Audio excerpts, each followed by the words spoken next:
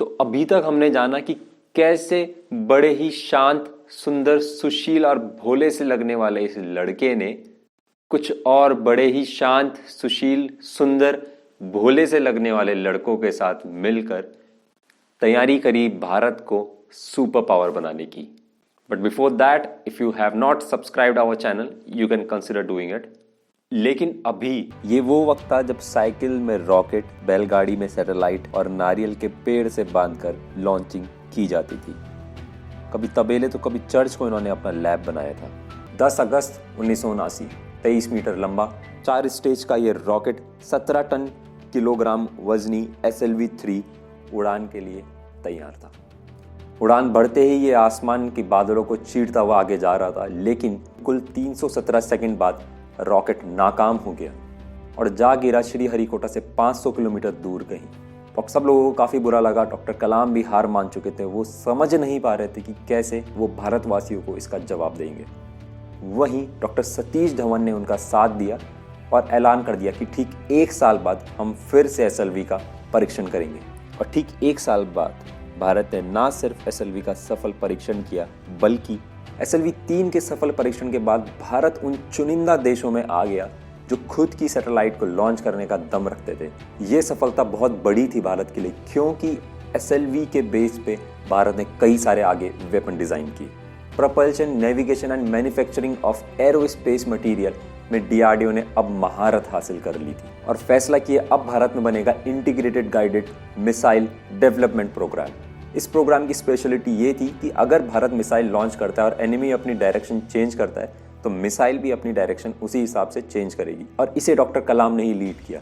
इस प्रोग्राम के अंदर भारत ने टोटल 5 मिसाइल रखी: पृथ्वी, नाग, त्रिशूल, आकाश और मोस्ट इंपॉर्टेंट अग्नि।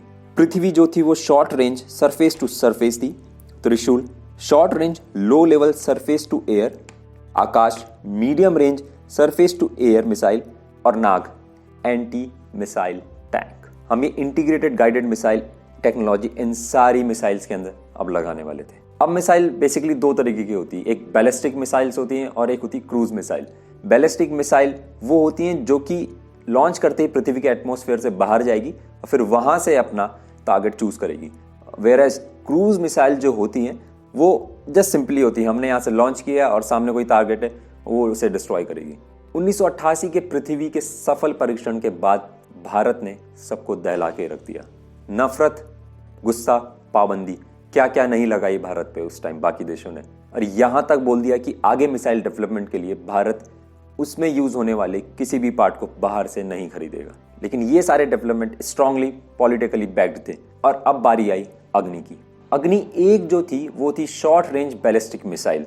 SLV तकनीक ही हम अग्नि मिसाइल में यूज करने वाले थे, लेकिन 5 साल की मेहनत के बाद भी नाकामयाबी ही हाथ लग रही थी। वक्त ऐसा था कि अग्नि मिसाइल के ऊपर मीम्स बनने लगे थे। अमूल बटन ने तो यहां तक बोल दिया था कि अग्नि मिसाइल अगर नहीं चलती तो यूज अमूल बटन। ये जो मीम्स का किस्सा था ये 1988 से ही शुरू हुआ था। खैर, अग्नि के सफल परीक्षण के बाद भारत उन 6 देशों में शामिल हो गया जो कि इतने ताकतवर मिसाइल रखते थे। कैन यू इमेजिन, जो भी 1947 में आजाद हुआ हो, जो गुलामी से झेल रहा हो 200 सालों से, वो अब उन 6 देशों में शामिल था जो कि इतने पावरफुल हैं। उसके बाद 1989 में डॉक्टर कलाम को पद्म विभूषण से भी नवाजा गया। आपको एक बात बता दूं, जो कि SLV-3 थी वो थी एक एक्सपेरिमेंटल रॉकेट, यानी कि वो एक एक्सपेरिमेंटल व्हीकल तो था, लेकिन एक डेवलपमेंट व्हीकल, जिससे कि हमने एक्चुअल कोई सैटेलाइट स्पेस में या ऑर्बिट में सेटल करी हो, वो अभी ऐसा नहीं था। 1993 में PSLV, एक SLV का advance version, polar satellite launch vehicle के आते ही भारत अब एक्चुअल में सैटेलाइट को ऑर्बिट में भेज सकता था। 10 रुपए प्रति किलोमीटर की कम लागत से ये रॉकेट सैटेलाइट को ऑर्बिट में भेज सकता था। बहुत सारे रिकॉर्ड है PSLV के नाम, लाइक 104 सैटेलाइट उन्होंने अपने पेलोड में डाल के एक साथ ऑर्बिट में पहुंचाई है। ये इतनी सस्ती है कि काफी देश भारत के पास आते हैं अपनी सैटेलाइट्स लेके कि हमारा अपने PSLV से आप लॉन्च कर दीजिए। ये वही PSLV है जिसकी नींव डॉक्टर कलाम ने रखी थी। और वर्ल्ड में PSLV का हाई सक्सेस रेट है। ये सिर्फ अभी तक कुल 2 बार फेल हुई है और इसकी अफोर्डेबिलिटी और सक्सेस रेट को देखते हुए एलन मस्क भी इसरो की तारीफ करते नहीं थकते। अब चाहे हम डॉक्टर कलाम को इंडिया का एलन मस्क कहें या एलन मस्क को हम USA का अब्दुल कलाम, बात एक ही है। इसरो की खासियत ही यही है कि वो कम से कम प्राइस में, एक एफोर्डेबल प्राइस में स्पेस एक्सप्लोरेशन करने की ताकत रखता है। आपको एक बात बता दूं, जो नासा का जो ईयरली बजट है उसका हाफ इसरो ने अभी तक पिछले 40 साल में खर्च किए हैं। और भारत ऐसा पहला देश है पूरे वर्ल्ड में जिसने पहली बार में मार्स के मिशन को सफल बनाया। $74 मिलियन खर्च करे थे भारत ने मंगल मिशन में, वहीं नासा ने $644 मिलियन खर्च करे थे। हॉलीवुड की मूवी से कम बजट में इसरो स्पेस एक्सप्लोरेशन कर लेते हैं। और जितने भी हमने मिशन कामयाब करे हैं, चाहे चंद्रयान 1 हो, चंद्रयान 2 हो, चाहे मंगलयान हो, ये सब की टेक्नोलॉजी की नींव रखने वाले डॉक्टर कलाम ही थे। हाँ, ये बात सच है कि उसके एडवांस वर्जन अभी आते रहते हैं, लेकिन नींव जो रखी थी उस तकनीक की, वो मिस्टर कलाम ने ही रखी थी। 2002 में ये बने इंडिया के प्रेसिडेंट। 2002 से 2007 तक का इनका पूरा कार्यकाल था और इन्हें कहा जाता था पीपल्स प्रेसिडेंट, क्योंकि सबके ये फेवरेट थे और इनके ऑपोजिशन में उस टाइम कोई था ही नहीं जिससे ये हारते। और ये कुछ उन चुनिंदा एजुकेटेड मिनिस्टर्स में थे जिन्होंने भारत को अपनी मेहनत से बदला था। आप मुझे बताएं कि आपको कितने प्रेसिडेंट्स के नाम याद है?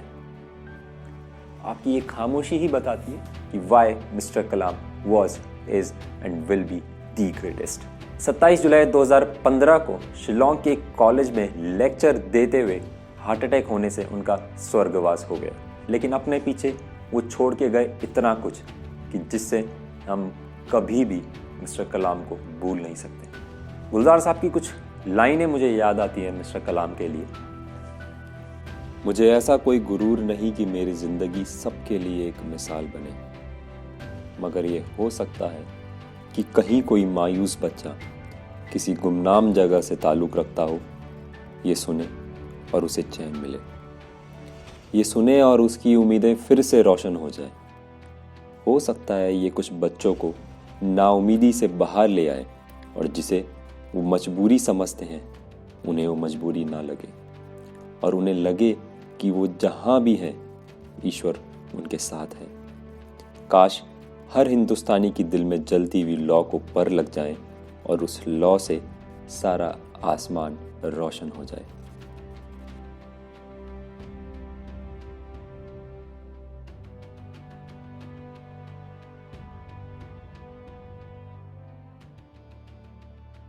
Remember the name, Kalam.